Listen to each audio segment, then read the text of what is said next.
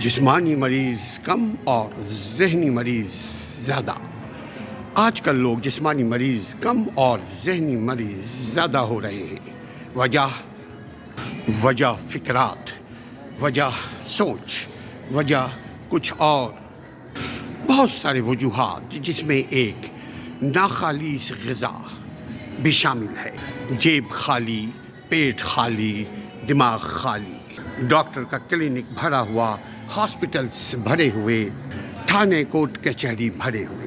اس کا علاج کیا ہے؟ انسان کے ڈپریشن میں جانے کا علاج کیا ہے؟